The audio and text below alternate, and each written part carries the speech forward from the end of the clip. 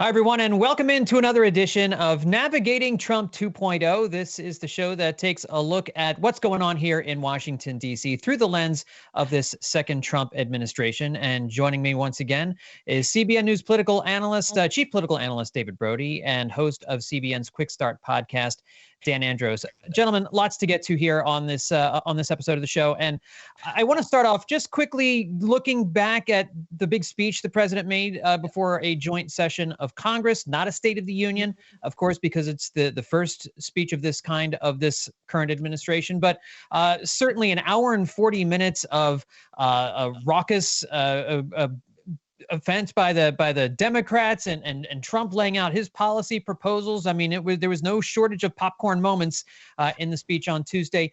David, just if you could first give me what was your overall impression, that your number one takeaway from that evening? That the Democrats blew it. That was my number one takeaway. Normally it's supposed to be about the person giving the speech. In this case, President Trump. I thought he was secondary, quite frankly, in the evening. And of course, a lot will be made about the speech, and we'll talk about it. And obviously, a lot of news came out of it. But I think ultimately the Democrats were told by Hakeem Jeffries and Chuck Schumer to lay low. Don't be the story. Don't give him any reaction. Don't do anything, and just kind of go along right now to just kind of keep it quiet. They did exactly the opposite. Al Green is still probably walking around the Capitol with his cane in the air going, I'm not going to take it anymore. I mean, so you got Al Green, you got all of the protest signs, you got all the people walking out, you got the Democrats sitting on their hands, and they couldn't even stand and applaud a 13-year-old with brain cancer, and Laken Riley's parenting, down the list. You put it all together, it was a very, very rough PR night for the Democrats. That was my big takeaway. Yeah, Dan, how about you? Your number one takeaway from the speech? Yeah, I mean, honestly, I tend to agree with David on that one, because it's like, they say they call it Trump derangement syndrome. And I feel like this is the pattern we've seen with Trump and the media and then Democrats in office, is that maybe they've got an argument to make on a particular issue, and then they take it too far. They take their disdain for President Trump, and they just go so far beyond the pale that it gets the average person, I think, going, my goodness, what are these shenanigans? How come you can't? We know that in State of the Union type addresses, and this one's joint session speech, like you're saying, we know that they don't stand for a lot of the policies, because that's just what they do. But you gotta stand up for a brain cancer, a kid with brain cancer. You gotta clap for any of these heartwarming stories in there. And it played, I mean, this is the party, John, that touts themselves as the caring and the compassionate party. You cannot make that your staple and say, well, we care about women, and then just totally not clap or say anything or do anything when it comes to men competing against women in sports. You cannot be the party of compassion and then say and sit on your hands when there's a young boy there in a very sweet moment. I mean, who cares who's delivering the moment? That's a very nice moment. And I would say the same thing if the shoe was on the other foot and it was President Biden in there and Republicans refused to stand for someone with an illness or something of that nature. It's just, to me, they just took it too far and they fumbled the bag. Yeah, I think one of the things that occurred to me was that the Senate and House Democratic leadership were reading the room correctly here. They knew what the optics would look like if members, and they were, in addition to not standing for the young boy with brain cancer becoming a Secret Service agent, but even holding up signs, doing these little things during the course of the speech that really kind of, like you guys have said, made them look bad. They didn't listen to Hakeem Jeffries. They didn't listen to Chuck Schumer. Those two knew what the story would look like if the Democrats in the room acted that way. And I think the interesting aspect of this is that the rank and file, and it wasn't all the Democrats, but a lot of the Look at Me members of that caucus, and each caucus has their own set of look at me Congress people. They were more concerned with getting their faces on TV. They thought they knew better than their leadership. So I'm kind of curious how Hakeem Jeffries and Chuck Schumer, how do they deal with this moving forward? I mean, do they come back to their rank and file and say, I told you so? Aren't you guys really need to start listening to us? I mean, we've seen Congressman Ro Khanna was talking to an airport employee as he was flying back from somewhere, and she said, listen, I'm a Democrat, and you guys can't do this. You're making people who maybe not even like Donald Trump all that much, you're making them sympathize with him and empathize with him. And David, I think one of the things Trump did that was a really smart political move was he said kind of early on, there's nothing I can say that you're going to stand up and applaud for. And again, shoe on the other foot, Trump in the audience, Democrat at the podium, he's probably not standing up for anything either. But the fact that they gave him that opportunity to kind of look like the adult in the room certainly hurt them. Yeah, and I'd be more than happy to grab some airtime, but I do think, Dan, were you saying something? Did you want to say something? Yeah, I was just going to throw in before you go. I feel like it's this, like what you're talking about there, John. It's sort of like when you think TikTok is real life or X is real life, and these little signs you're talking about, all those things. Like, I feel like their brain is thinking TikTok, their brain is thinking Instagram or whatever, and then they try to do that. That doesn't work on the national stage. So that's all I wanted to say was it feels like social media bleeding into real life and a total fail on that front. Yeah, what we're seeing, guys, is something we really don't see from the Democrats. Normally, there's a cohesiveness with the Democrats, and we're not seeing that. And that's a big difference. Remember, Donald Trump is always fond of talking about how, I don't really like those Democrats, but one thing they do, oh boy, they're good at that. They stick together. Well, they're not really sticking together. And why exactly? Well, because there's a big rift. The rift is simply this. How far left do you have to go? How far back to the middle do you have to go? And what's the equilibrium point? Where's the leverage? Where's the sweet spot, if you will? And that's the tug and pull here, the pull and tug, whatever you want to call it. I don't know what to call it. I'll just call it that because I probably made up something. But that's the deal, right? And so you've got this problem that the Democrats have, and that's why when Elise Slotkin came on, I mean, did you see how many times could she say Ronald Reagan? I mean, oh my gosh. I mean, she was just, she talked about Reagan and she talked about blue collar. So, I mean, she was put there on purpose for two reasons. One, she's from Michigan. They're having problems in Michigan. Two, blue collar voters, they've lost them. They want to get back to that type of voter again. Here's the problem. Shockingly, it's Donald Trump, right? In other words, Trump has upended all of it because he has changed the partisan lines, right? He's a billionaire who speaks like a cab driver and appeals to blue collar workers. And he's a protectionist, isolationist, call him whatever you want. But he's a guy that is just breaking the norms. And so Democrats can't use a 1987, 1997 playbook that, oh, he's for the billionaires. Yeah, he's for the billionaires, but Trump's also for the little guy. And that is what he's not Mitt Romney. This is so different, and the Democrats have to figure it out quickly. And that was the last thing I wanted to ask about this before we move on. Like, how do the Democrats respond? Like you just talked about it, they don't know what to do. There's a scene in Talladega Nights where Will Ferrell's character is being interviewed for the first time, and he doesn't know what to do with his hands. And he's like, "What do I do with my hands?" It's almost like they don't know what to do with their hands right now. They can't figure out how to act, how to push back against policies that the Trump administration is putting forth right now. I mean, there's DOGE, there's tariffs, there's foreign policy, there's all kinds of different avenues that they disagree with policy-wise, and they certainly don't like the president's rhetoric. How maybe you guys don't have an answer because I don't have an answer. How would you push back on this? If anybody has an idea, I would love to hear it because I'm not sure what the right strategy is for Democrats in this current environment right now. Yeah, I mean, my first reaction is to say, and I don't think I'll just qualify this. I don't think they'll ever do this because of the Trump derangement stuff that I was talking about earlier, they just can't help themselves. But I would think just go with the substance. I think people now are smarter than and more informed than we want to give them credit for. I mean, there is a large base of uninformed voters out there. I'm not saying that. But there are a lot of people who actually want to see the substance on these issues. And so you have to give it to them. And if you really have a complaint on Trump, it can no longer be this vapid sort of empty, well, he's Hitler. It's just, I don't think people are buying that, and they didn't buy it in November, and they're not buying it now. So you got to go ahead and come up with something of substance and kind of lean into that more. And I think you'll get some traction there potentially. But again, I just don't see the willingness to do that.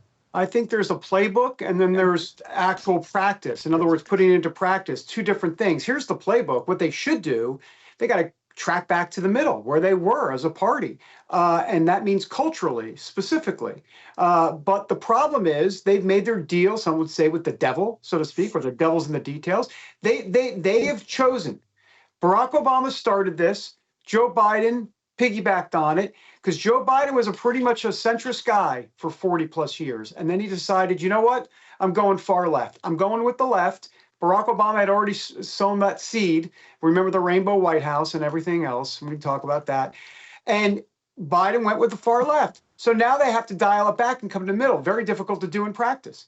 But because you got a far left, the Democrat Party today, not the voters, but the Democrat Party is made up of a far left apparatus. So you got a far left apparatus and you have a Democrat Party or Democrat voters that have left the Democrat Party because of the far left apparatus. You see what I'm saying? So it's very, very difficult to do. Look, in 2008, before Barack Obama became president, there were 54 blue dog Democrats, centrist Democrats. Today, there are 8. So, I mean, that says everything you need to know. Yeah. And you don't even have to be like crazy centrist, I don't think, on the left. I think look at Bill Maher, right? This Bill Maher is a pretty liberal guy. But he's out there criticizing the extreme stuff, right? He's like, what are we doing? Why are we like embracing these drag queens at the White House? Like, what are we doing? Right. I mean, and I think maybe that's more of the mode if you're a Democrat and you're wondering how to get back on track. I mean, I would look towards somebody more like him, who's definitely liberal, but is not for all of the extreme stuff. I want to move on to tariffs. And there's been some back Thanks and forth. a lot. Yeah, a lot of shifting sand beneath our feet with regard to tariffs here this week. At the beginning of the week, the president imposed a 25% tariff on Canadian and Mexican goods. Those two countries responded in kind with retaliatory tariffs. And then this week, at the end of the week, it seems as though the president was lifting many of those tariffs on some things, but it was not clear exactly what those things were. And then in an Oval Office, he was signing more executive orders and was answering questions from the press again, seemed to indicate, well, they could come back tomorrow or they could come back Monday or Tuesday. He was asked directly about tariffs in an interview with CNBC on Friday. And it was Maria Bartiromo was pressing him because it seems that the markets took a big hit this week. There's been a lack of certainty with regard to the future and what these tariffs mean, how they could go in place and what they're going to mean for the American consumer. And it's, I guess, Dan, let me start off with you with this question. Why do you think we're seeing such a back and forth with President Trump and the implementation of these tariffs, specifically with Mexico and Canada? Yeah, I would imagine that behind, and again, maybe David knows more than I do on this, but I would imagine that he's getting he's having discussions with these countries and like talking more in detail about what this is going to mean, because you're right, like the constant sort of shifting the playing field. Well, we're going to put this in. Well, no, actually, I'm going to make this exception and that. It's very difficult for companies to plan and execute a profitable business plan when you don't know what the rules in the playing field are going to be, or if they're going to change.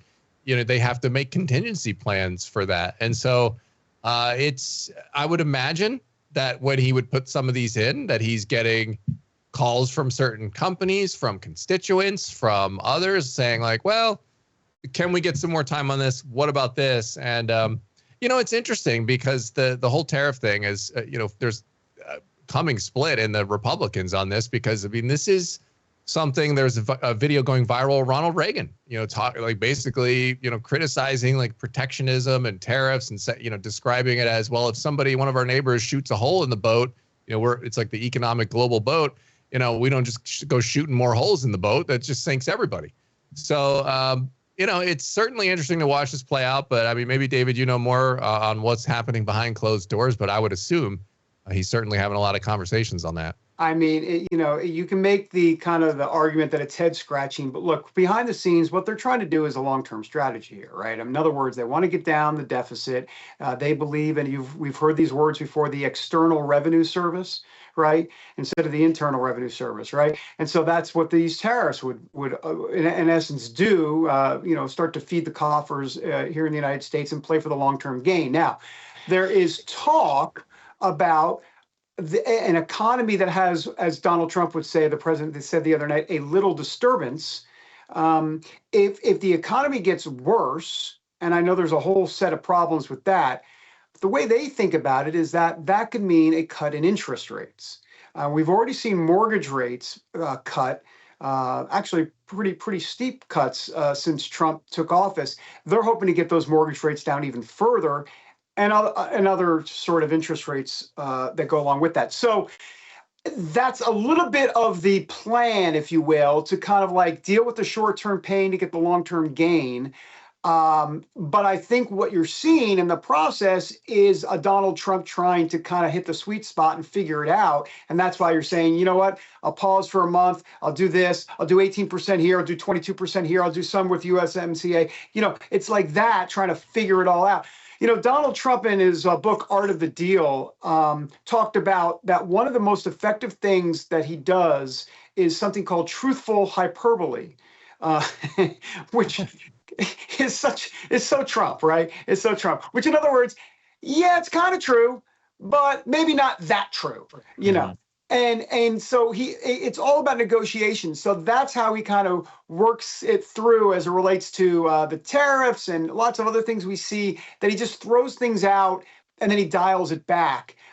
He also said in a 2016 speech that he said, it's really a good idea to be let me tell you exactly what he said. He said, quote, he said, the United States needs to be, quote, more unpredictable.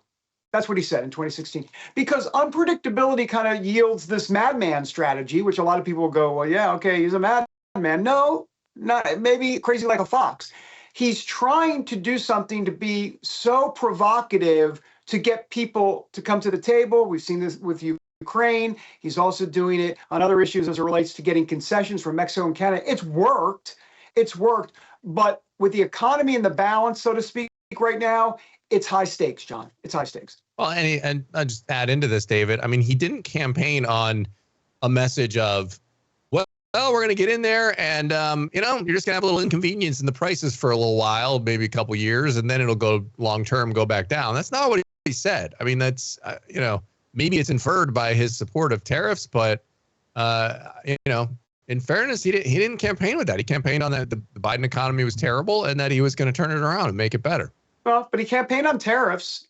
He said tariffs many times. And so, I mean, he's doing what he said. I mean, I don't think you're going to go around in the campaign and say, yeah, but you're going to get hurt in the pocketbook. I mean, I don't think that's a winning campaign message when you're trying to become president. But I get it. I know what you're saying. Yeah, no, exactly. I mean, he said he's going to bring down prices on day one, and at the same time during the campaign trail saying that he was going to institute tariffs. And I think that for a lot of voters, people just didn't put two and two together. Like, okay, yeah, well, let's institute tariffs. That's going to be, good for bringing businesses and jobs back into America. And yes, lower prices too. That'd be great.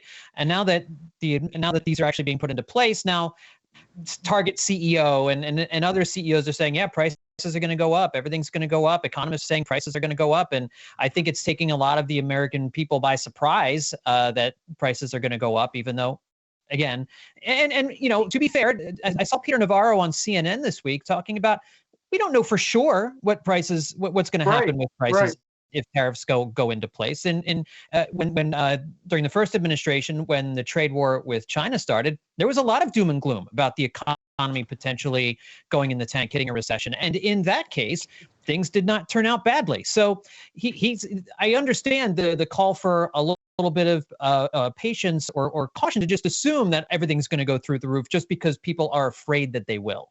One last thing, just remember, he has a reputation, right? He's Trump, right? He's the billionaire. He's the apprentice. He's the art of the deal. I mean, so he'll get more leeway on this based on the fact that, he's a very successful businessman and that he, quote, knows what he's doing. I think he'll get a little bit more more leeway there, but we'll see. Last thing before we wrap up, I do want to talk a little bit more about Russia and Ukraine. After a series of Russian drone strikes on Thursday inside Ukraine, Trump on Truth Social, I thought had one of his strongest rebukes of Russia that I can remember him saying. He said, based on the fact that Russia is absolutely pounding Ukraine on the battlefield right now, I am strongly considering large-scale banking sanctions, and tariffs on Russia until a ceasefire and final settlement agreement on peace is reached. To Russia and Ukraine, get to the table right now before it is too late. Thank you. And so I saw that as a kind of a change in tone there based off of what we saw from Russia. And then in the Oval Office on Friday seemed to kind of, again, tap the brakes on any criticism of Russia. He was asked, do you think Putin is taking advantage of the U.S. pause in intelligence and military aid to Ukraine that the United States had been giving them? He said, I think he's doing what anybody else would do. He's been hitting them. And I think probably anybody in that position would be doing that right now. He said, despite the Russia hoax, I've always had a good relationship with Putin. He wants to end the war. I think he's going to be more generous than he has to be. And then he said of Putin, I'm finding it more difficult, frankly, to deal with Ukraine. They don't have the cards in terms of getting a final settlement. It may be easier dealing with Russia. So, David, I want to ask you, do you think that that comment on Truth Social and then the comments in the Oval Office, are they in conflict with one another? And if so, what does that do for negotiations? Again, kind of going back and forth on this. Not at all. Not at all. See, people always they don't get Trump. They don't get Trump. I get it that, a lot of people look at things in moral and immoral terms, right? Obviously, we as believers, we're going to see it that way. And while that might be part of the consideration for Trump, the way Trump specifically sees the world, it's all about leverage and sticks and carrots. And so when he's talking about Russia, whether it be a little bit harshly or whether it be, kind of applauding Putin, it's all leverage. It's all a game to get Putin to the table to end this war and have peace. That's what he wants. What's his ultimate goal? He wants us to stop, and honestly, beyond stopping the killing, he wants American money to stop going to Ukraine, which of course he could do unilaterally, or I say unilaterally, he could do that. So that's the point. The point is that he's not going to, he even alluded to this with Zelensky. I mean, he's not going to rip Putin in public. We have so many, conservatives that want to see, Putin is this evil person. You know what? He may be evil. Excuse me. My bad. He is evil. All right. But the thing is that is Trump going to say that in public? Because how is that going to help end the war? That's the way Trump sees it. It's all about negotiation. And that's what he was trying to tell Zelensky the other day. Like, why are you're putting me in a bad spot? You're ripping on Putin in Russia right here in front of the cameras. And what do you want me to say? You want me to agree with you? I'm not going to agree with you in public. That's ridiculous. That's just going to tick Putin off, and then you're not going to have peace and a deal, and we're not. And then our aid's going to, still be going to you. I'm not doing that. Don't put me in that spot. Do you guys understand a little bit what I'm saying here? Totally understand. Makes total sense. I would then say, well, then why did he go on Truth Social and criticize Zelensky the way that he did personally? Dictator, that's saying that they started the war, and seemingly to ratchet up personal attacks on Ukraine's president. Yeah. Well, there's a lot of reasons for that. I mean, first of all, it's all part of negotiation. In other words, see, once again, back to leverage. Zelensky doesn't have any cards to play, so he can be tougher with Zelensky because Zelensky has to come to him. Putin's got tons of cards to play. I mean, Putin's winning this war, okay? Ukraine has done a great job. They're brave. I mean, no one thought it would last this long, but Putin's winning the war. They started with 7% of Ukraine because they had Crimea and that area, and now they have about 27%. So Putin can play some cards. So therefore, if Zelensky can't play any cards, then he can go ahead and say that if he wants to. And by the way, on the dictator thing, just to be clear, and you're not going to hear me call Zelensky a dictator. However, truthful hyperbole, there was some truthful hyperbole there. And what I mean by that is that Zelensky, as you guys know, his term ran out in May of 2024. The only reason he's now in power is because of war powers, emergency war powers, and that there has not been an election held because there's a war going on. So there's a lot of folks that believe, wait a minute, Zelensky stays in power as long as this war is going on. So let the war keep going on, because then he gets to stay in power. You see, so that might not be the prevailing Reagan conservative viewpoint. Traditionally, the Mike Pence would literally turn over in his grave, even though he's still alive. But I get why people would be frustrated at that. Having said that, there's a new sheriff in town, and that's the way it is. And the truth of the matter is, Zelensky would not be president today if there wasn't I say wouldn't be president today. There would at least be an election, but there's no election, and because he's saying, sorry, I'm staying in office as long as this war goes on. I don't know. It's more complicated than people think. That's all I'm trying to tell you. Yeah, no, it is very complicated. And I will say this, for any criticisms of Trump, and I do think it helps Trump, though, when he is critical to an extent on Russia when he needs to be, because, not going crazy and calling Putin evil and all that, just like he did, like, hey, I might need to do sanctions here. I think that helps him because of all the accusations of him being just a Russian stooge. So I think it's good for him and his mix to, I think, put that in there. But listen, for all the criticisms of Trump on trying to navigate this thing, what other leader around the world has done any better? Has any of these leaders made any progress in Europe or elsewhere to try to help stop this thing? That's right. So, I mean, it's kind of like one of those things where it's like, yeah, you can criticize him and nitpick all the things he's doing, but let's not forget that none of these other leaders have even at least got this conversation going on how to get this thing to stop. John, I'm itching to get your thoughts on what we're discussing, because I'm curious where you stand on this in terms of analysis. I want to say one last thing about Putin. Can we just be real here for a second? Because I think the easy narrative is that, Trump loves Putin, Trump's a Putin supporter, they've got a bromance, and hold it, time out. If Putin was Zelensky, in other words, if Putin was in that chair on Friday and Putin had no cards to play, and Putin had Zelensky's hand that he was dealt, in other words, Russia was losing the war, everything that Zelensky's dealing with, you think that he would cozy up to Putin? No, he would play the exact same thing that he did to Zelensky, he would do it to Putin. Because Trump doesn't care about Putin and Zelensky and all that stuff. He cares about peace. He wants to get a negotiated deal. He cares about a deal. And so if Putin didn't have any cards to play, he'd be just as tough on Putin. If people think that, and John, I'm really curious to get your opinion on this, but if Putin was in that seat, do you really think that he would be like easier on Putin than he was on Zelensky? I say absolutely not. Absolutely not. Yeah, I mean, the only thing I'll say about this, because I know we're a little short on time, but I think with the Putin-Zelensky thing, I think Dan's right in that some criticism of Putin and Russia, I think, helps to legitimize any criticisms he might have of Ukraine. And I think my reading of his interactions between them is I had always thought that it was strange that the criticisms he had made of Zelensky, I had never heard him make any criticism like that ever of Vladimir Putin, despite what Putin had done starting the war and being the aggressor in this case. And so that to me seemed a little intellectually dishonest that you would call one leader a dictator and the other not. And I worry about the damage it does with alliances. I worry about the damage that it does with I come at it from a more traditionalist Reagan point of view. That's just how I look at foreign policy. I'm a peace through strength kind of guy, and the way this has appeared to look has been we're going to kind of make some concessions towards the aggressor, and we're going to force the weaker party here, because they don't have the cards, to come to the table and negotiate a deal that's really kind of immoral.